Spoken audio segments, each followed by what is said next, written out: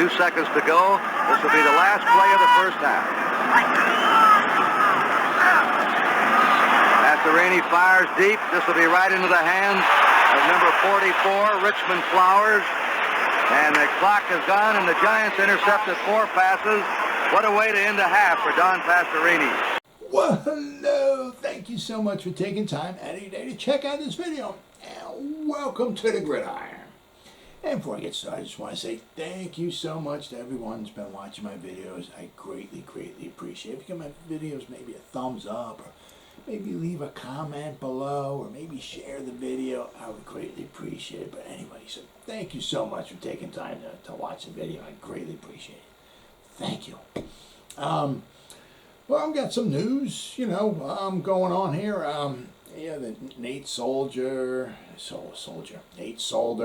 the offensive line. I'm going to start off with, we got a couple signings. We got to let a few guys go, the revolving door, let a couple guys go, bring in a couple guys. It's just the way it is. All right, so we signed Elijah Qualls. Signed him. All right, so defensive tackle. We made room for him because we R.J. McIntosh, sadly, and Derek Dillon were waived.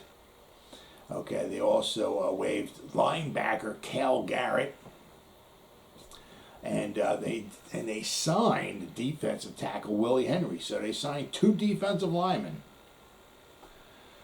Okay, Henry, he's played in 18 games.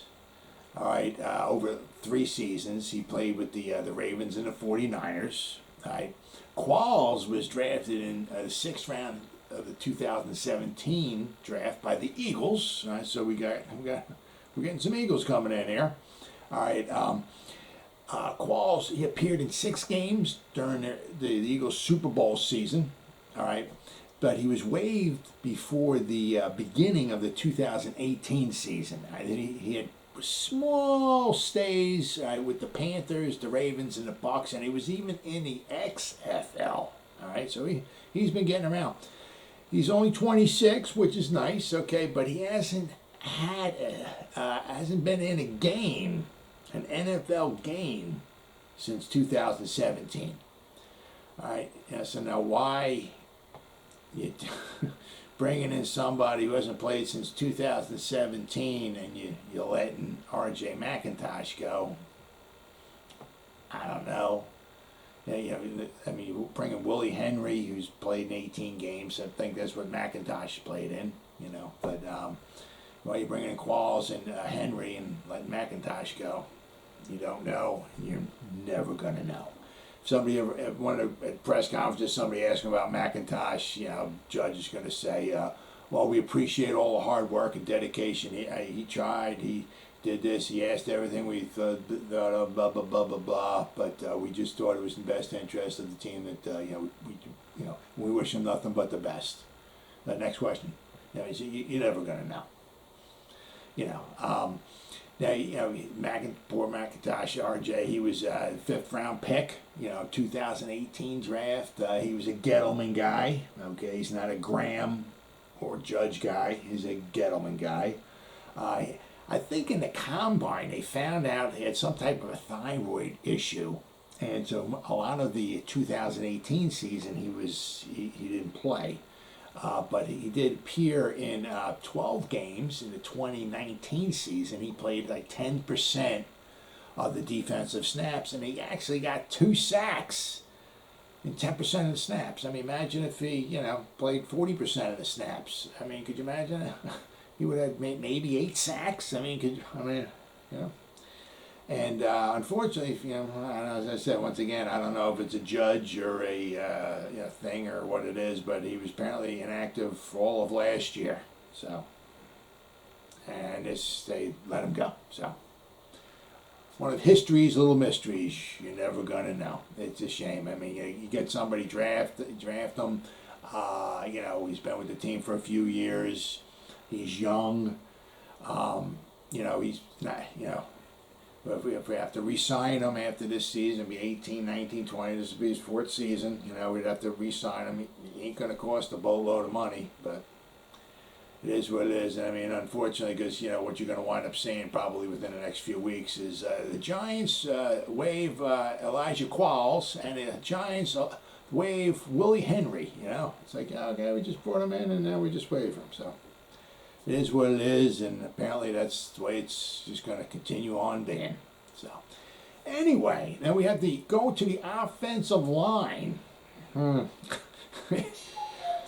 know, it's like if you took one part of the whole team and you said, man, you know, we can't afford any really big issues, a lot of injuries or this or that, to any one specific group of players for the Giants, what group of players would it be? The offensive line. And that's what we're seeing. Guys are either retiring or guys are getting hurt. Now, I mean, with Jonathan Harrison, he's missed the past couple practices. Nate Solder apparently has like a shoulder injury. I mean, is it going to, yeah, probably, are we looking season-ending injury? No.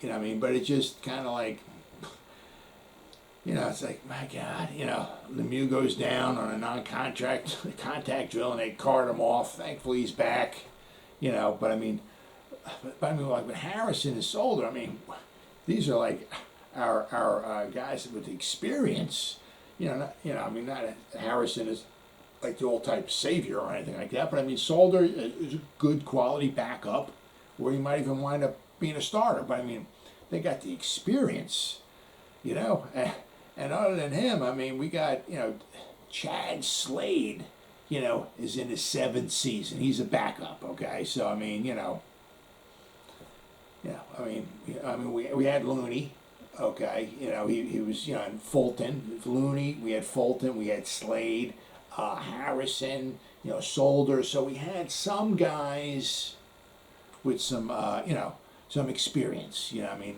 now we're going, you know, I mean, look what we got now. The Giants just released their depth chart. All right, so on the offensive line, you know, it's kind of what we thought all along. We got Matt Parrott, right tackle. Hernandez is at right guard. Gates is center. Lemieux is at the left guard, and Andrew Thomas is at the left tackle. All right. Nice, yeah. I mean, that's what we were hoping for. So, you know, everybody's healthy. These 5 guys. So, but that's what we were kind of thinking of in the beginning of the season. What was going to wind up happening, and this is the depth chart. This is what they have, all right. But the guys behind them, I mean, we got bodies behind them, but we don't have a lot of experience behind them, all right. What I saw, like I was reading online, said they're saying some of the healthy tackle reserves that we have. Okay, we got Jackson Barton. All right, he's in his 3rd season. This will be his 3rd. He's 26 from Utah. He was in the 2019 draft. He was 7th rounder from the Colts. All right, so he's a 7th rounder. All right, he's in his 3rd season. All right, then we got Jake Burton. Okay, the rookie. He's only 23 now. They got him as kind of like as a tackle, but he went to UCLA and then he went to Baylor. When he was at UCLA, he was a tackle. He transferred over to Baylor. When he went over to Baylor, I think they had tackles. So they didn't need him, so they put him in as a guard. So I guess, you know, he's got some experience as tackle and guard, which is good. But once again, he's a rookie. He's only 23. Jackson Barton's only in his 3rd season. Okay, then. What they said in the article, the healthy centers reserves that we have is Brett Hagee. The undrafted free agent rookie from Florida. Okay, I mean, you know, good in college, but, you know, he's an undrafted free agent and he's a rookie. All right, so then we got the healthy guard reserves, which they had in this article here, which I read. We got Kyle Murphy, okay, undrafted free agent from Rhode Island. All right, he's only 23. So then we got Chad Slade, all right, who's in his 7th season. He's 29. All right, but he was undrafted. All right, and in 2015 he came out, but he was undrafted. All right, then we got Kenny Wiggins. All right, he's our other lone guy with experience. All right, so the guys, the reserves that we got Chad Slade and we got Kenny Wiggins. Those are the two guys that had like really any kind of experience, the reserve guys, okay? Because anybody on the offensive line, we have starting ain't got a heck of a lot of experience, right? So Kenny Wiggins, he's 33. All right, he's an undrafted free agent, though, too, from Baltimore Ravens in 2011. This is his 11th season. Now, the nice thing with him was that when, like, Lemieux, was hurt for that short period of time, they were putting Wiggins in there, and they didn't have Fulton in there. So, you don't want Fulton to retire. But he retired, but they had Wiggins in there anyway, so.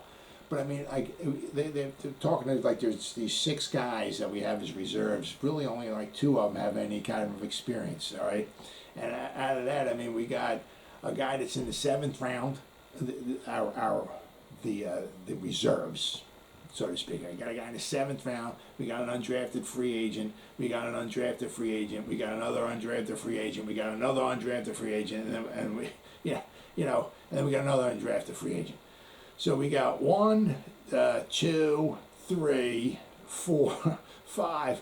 5 out of our 6 guys, the reserves right now, are undrafted free agents. All right, the only guy is Jackson Barton, from Utah. He's in the 7th round. Those are our reserves. 5 undrafted free agents and a 7th rounder.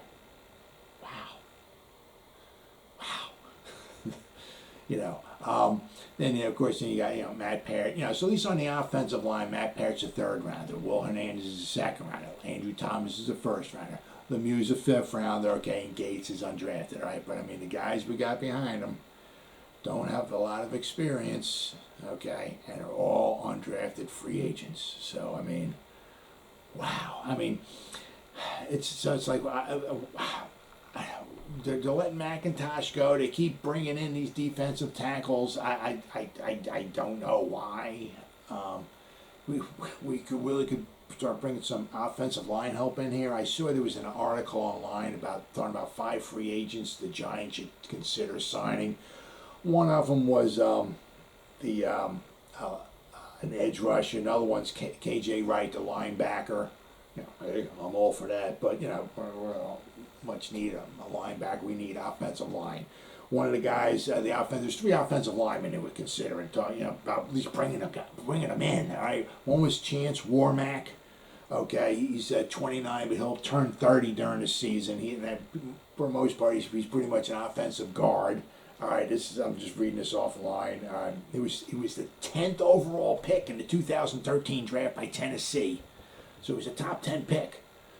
All right, he was a very good run blocker, but he struggled a little in pass protection. And actually, this guy Chance Warmack, he actually overlapped at Alabama with Joe Judge. Chance Warmack was at Alabama from 2009 to 2013. Joe Judge was at Alabama from 2009 to 2011. So the first 3 years they overlapped. So he actually Judge actually was there with Warmack, but the thing, he's like Kelvin Benjamin. He hasn't played the past 2 years. He didn't play in 2019, and last year I think he was with the Seattle Seahawks, but he opted out due to COVID.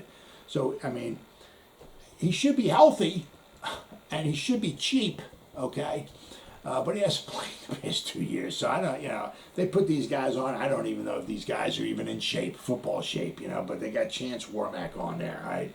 So then the other guy they have is Joe Dahl, here. He was a former 5th round pick by the Lions, in 2016. He's 28 years old and he has experience at guard and at center.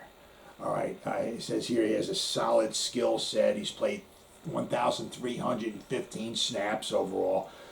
He surrendered 8 sacks, so that's not, there's 1,315 snaps is a little over a season. And so basically he surrendered like 8 sacks in a little over a season. So that's not, and he's surrendered 47 pressures. So he surrendered 47 pressures in a little over a season. So that's not really absolutely phenomenal. It says he plays with grit and tenacity. So, that's a kind of Judge kind of guy. He's played some center in 2020, but mostly he was a left guard throughout his career. So he's got guard and center. So he's got a little bit of flexibility there.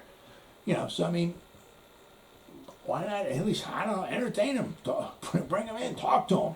And then the other guy, the third guy they had here was the guy we had in there already, was Austin Reiter, all right, from Kansas City. His last contract was 2 years, $5.5 million. I mean, we can get him, reasonably priced. We had him in here.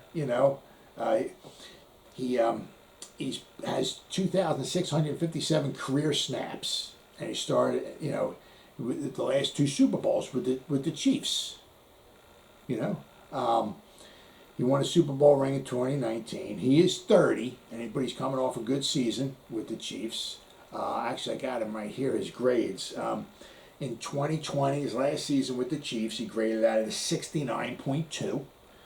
2019, his season, they won the Super Bowl. He was a 66.0. 2018, though, he only had 268 snaps, though, in 2018 as a center for the Chiefs. But he graded out at an 81.4.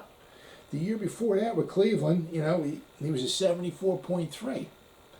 So, but he's predominantly just played center, so I don't know if they, if they have if he has an issue trying to maybe switch to maybe also playing guard as well too, or what, I don't know.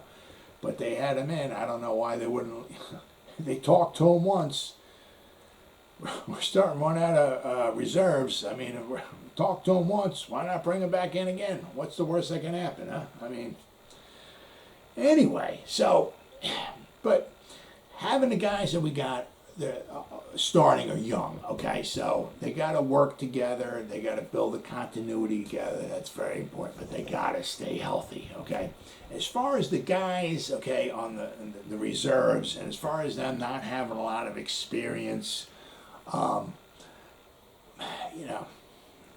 that's not good. But I mean, one of the other things is, you talk about the undrafted free agents. One guy was drafted in the 7th round. I mean, Barton was drafted in the 7th round. All the other guys are undrafted free agents. That might scare some people. But, okay, in the Giants' 1986 season, okay, their offensive line, all right, Benson, Ard, Oates, Godfrey, Nelson. Benson, Ard, Oates, Godfrey, Nelson. Benson, Ard, Oates, Godfrey, Nelson. The Killer Bees, Brad Benson, Billy Ard, Bart Oates, Chris Godfrey, and Carl Nelson, all right? The first two guys, okay, Brad Benson, he was an 8th round selection. Billy Ard, he was an 8th round selection. So basically, and nowadays, there is no 8th round, so an 8th round selection right now would be an undrafted free agent. So if you want to look at it in this time period, okay, Brad Benson and Billy Ard, undrafted free agents. Then our center was Bart Oates, undrafted free agent, okay. Chris Godfrey, undrafted free agent. So if you want to look at our team, Carl Nelson was a 3rd rounder, okay, from 1986. The team that went 14-2, all right. So if you want to look like that, the first 4 guys I mentioned on that offensive line, and they all played all 16 games. Okay, very important. They stayed healthy and they played together, and they got better as the season went along. But the first 4 guys on that list, if you want to look at it, were all undrafted free agents in today's market. Only Carl Nelson was a 3rd rounder. So if that team, all right, with those guys, those offensive linemen, were able to take the Giants to the Super Bowl and kick the living crap out of the Broncos 39-20, shut out the Redskins 17-0 in the NFC Championship game, and kick the living crap out of the 49ers 49-3 in the other playoff game. If those 5 guys can do that, the 5 guys we got here with some proper coaching, good luck, and some health, just might, I'm not going to say win the Super Bowl, but just might win us, get us a winning record. I'll put it at that. Well, as always, guys, thank you so much for taking time out of your day to check out this video. You guys stay safe out there and go. There you go. Go Giants! Woo!